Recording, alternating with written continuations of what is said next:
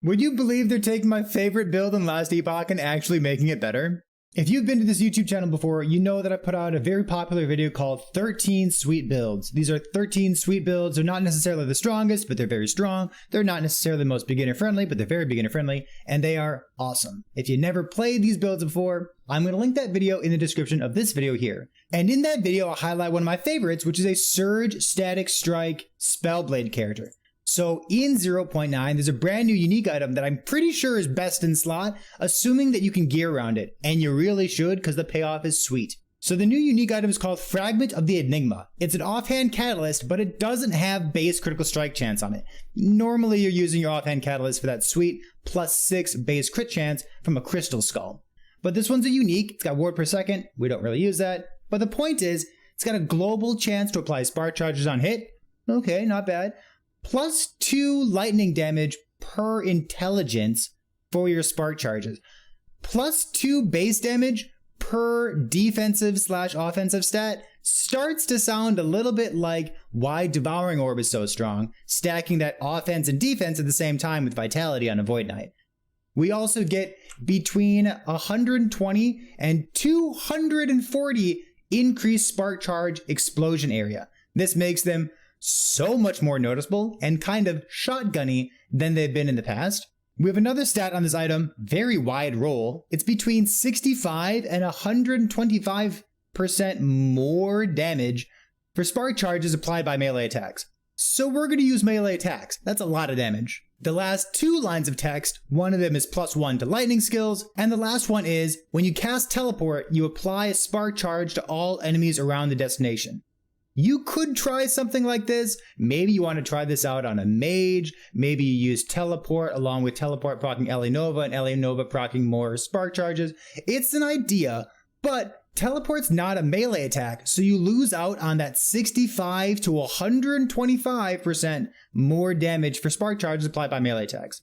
So for this character here, I'm using a template of an old character, the Surge Static Strike Spellblade that I played in the past, and I'm adding this item onto it. The itemization is a little bit different. You need to go out of your way to get crit. We'll talk about how to get that, but I think it's really, really good. So you watch the clips at the beginning of this video, you know what it looks like in action. It's got good single target damage, it's got good clear, it's got good defense. We get to use Flame Ward, probably 3 charges of Flame Ward if you can get a prefix on your chest piece of +1 Flame Ward. Having 3 Flame Wards for that much duration is an incredible layer of defense, probably one of the best defensive things in the entire game. So let's talk about the differences between this build and what we've done in the past. We need to use a Rune Dagger because Rune Dagger is one of the best, easiest ways to get base crit if you don't have access to a crit offhand, like a Crystal Skull, giving you up to +6.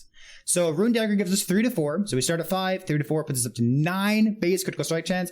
And it's all right. You can see that my spell crit here is 69%. Nice. And one of the things we're doing right now, because I don't have any better gear, is using Peak of the Mountain. Peak of the Mountain's kind of interesting. It's got some good stats on it. Attributes, pretty relevant. It's got a lot of crit chance, up to 290% increased critical strike chance, which of course is better the more base crit you have.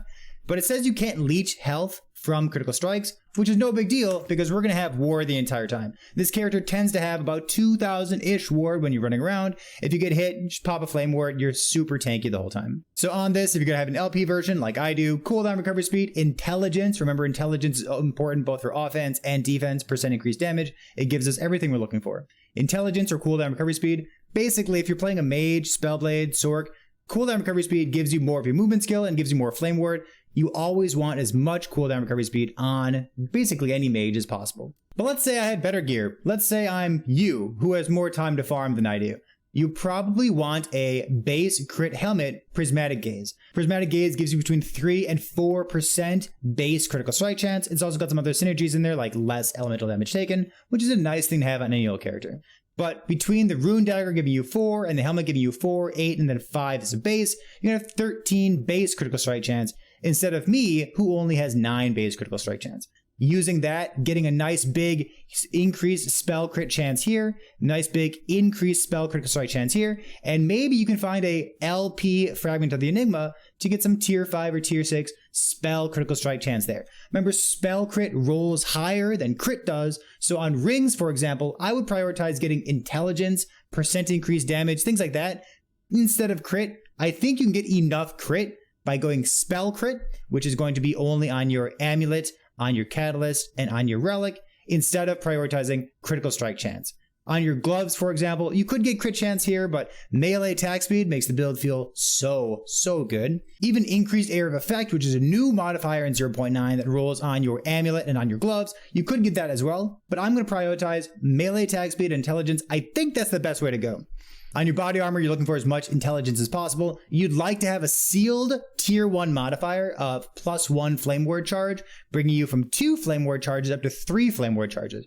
Just make sure you don't panic and click all 3 of them at the same time. You're not going to feel too good about that.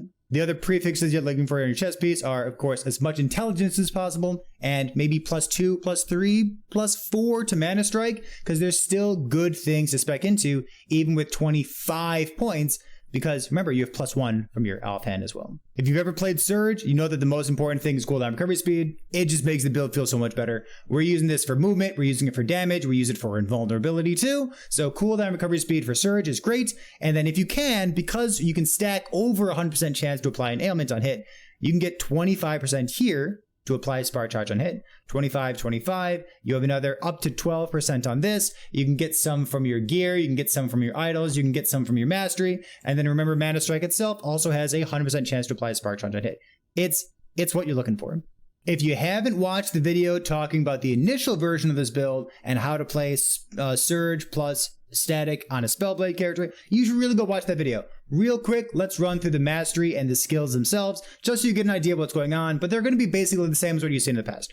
We are not doing a mana-based defense, we're not using Fractured Crown, and the reason for that is we're stacking so much intelligence. When you stack so much intelligence, you get ward retention out of that, and having a way of scaling offense and defense at the same time by stacking intelligence and getting flat damage from your offhand here, to me that's really appealing. So I wanted to use a ward-based defense, not use Mind Over Matter, not use damage dealt to mana before health. I wanted to try this in-stacking thing. Feels pretty good so far. So, aside from not being a mana-based build, you're going to see a lot of similarities here. We're taking all the good notes in the base mastery. In Sorc, we need as much increased spell critical strike chance as possible, because that's the one thing we're giving up by using this new offhand. Remember, the offhand doesn't have base crit, so we need as much crit to make up for that as possible. In Spellblade, you're going to see some nice generic stuff. If you're comfortable using this, I would probably pick this up if I had a couple more levels. You have a ranged mana strike, so you can hit things off screen very, very easily.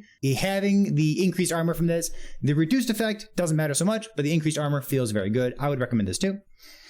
Also, we have some, some vitality. We have spark charge on melee hit, some increased attack speed. A couple points here just to make the mana situation feel nice and cozy. The most important nodes are these 4 up here. So this is base spell damage or reduced cast speed. We're not actually casting any spells, we're just procking spells. So we get to completely benefit from this. This node at the 8-point bonus gives us cooldown recovery speed for Surge. This was introduced in 8.4, 8.5. It feels really good. You should get this in addition to the cooldown recovery speed idols. You're going to be zooming around the map. The last 2 nodes here are as much intelligence as possible, intelligence, ward per second, and of course these nodes just getting a little bit extra defense in there, ward per second per 10 intelligence. These are not insane nodes, but they are good to get some extra beef in your build. If I had more levels here, I would also be looking to pick up this, which is intelligence and some mana, I suppose. We're not using the mana, but we do use intelligence for flat. And then if I had 1,000,000 points, let's see, I'm level 85. I probably don't have enough points to pick this up, but this is the last thing that's kind of on my radar. I don't need leech, but any kind of lightning penetration to go on top of the penetration that I already have, shock and lightning shred, which we stack up super quickly. This would be a nice thing to juice into the build. Probably don't need it, but it's the last thing that I'm keeping in the back of my mind in case I have extra points in the future. For the skills, we can start with Mana Strike. We have level 22, +1 from our chest piece and +1 from the offhand we're using. The only differences that you're going to see between this set of skills here and what I had in the past in that old video that's in the description of this video here is the spark charges on Surge. That's the only difference. Real quick, let's take a look at this. We have the Mana Arc. Remember, Mana Arc does count as a sub-skill of Mana Strike. So if you use this to get base critical strike chance up to 10 base crit instead of the 5 base crit, this does apply to the Mana Arc as well. And Mana Arc is just another way of applying some nice extra damage. Spark charges, I should probably highlight this at the very beginning of the video, but you watched this far, I might as well tell you. Spark charges do not count as a subskill. They are a delayed ailment if you know how Shadow Daggers work in Last Epoch, which is to say they don't inherit increased modifiers from their parent skill that applies them. They do not inherit more multipliers from the parent skill that applies them. They're just their own kind of thing. We can talk about why. Ask me in person or ask me on Discord. It's fine. So spark charges do not get the base crit here. We just want to apply as many of them as possible. For Mana Strike, we have the ranged, we have the auto target, which feels excellent. I wouldn't play this build unless we had this auto target over here. Enchant Weapon, we have all the good parts and none of the bad parts. We have basically a numlock. When I say numlock, I just hold it down with my finger, but I'm holding this down all the time with reduced mana, so it's free, as much duration as possible on attack speed, and some extra procs over here just to get some extra damage, shock, ailment application into the build. Flame Ward is spec'd in probably the only way that you ever spec Flame Ward, for maximum charges, +1 on the top right, as much damage reduction as possible, because this thing is nutty with how tanky it makes your character. And then I've opted into 1, 2, 3 to get extra 200 flat armor while this thing is up. I have 2 charges of Flame Ward right now. If I had 3, I'd be even tankier for a longer period of time. Static, the most important part of this is, well, copy the tree. But the most important part of this is this node down here. It adds lightning damage per charge. We have many charges, up to 200 maximum charges. And this adds a mana cost, but you only feel that mana cost if you self-cast Static. If you are proccing Static off of Surge, you get to bypass both the cooldown and the mana cost that this node adds here. It's pretty much the only way to take advantage of this, or else you're going to be double negative on mana and you won't be able to cast any spells. The last portion of this, and the only thing that's different from the previous version of the build that I played in terms of how I'm speccing my skills, is Surge. In the past, I spec'd more points down here just to fill in the rest of the damage here, added melee lightning damage, getting more static charges when I'm dashing through an enemy. I rounded out these numbers. So for this build, because we want spark charges as many as possible, especially if they're applied by a melee skill, like Surge, which is a melee skill, we trimmed some points over here, and we grabbed all 4 points into charged movement. So now we have over 100% chance on Surge to jump through an enemy, apply spark charges. We keep running. After 0.7 seconds, the whole screen explodes while you're walking away from it. You feel like a badass. I wanted to make this video as short as possible because it's very similar to a build that we played in the past, highlighting what you can do with the new unique items. I think the crit part is pretty important. That's why we spent time on that at the beginning of the video. But the point is, this is sweet. This is such a cool item. I like it so much. I like playing Mana Strike when it's viable, when it deals damage.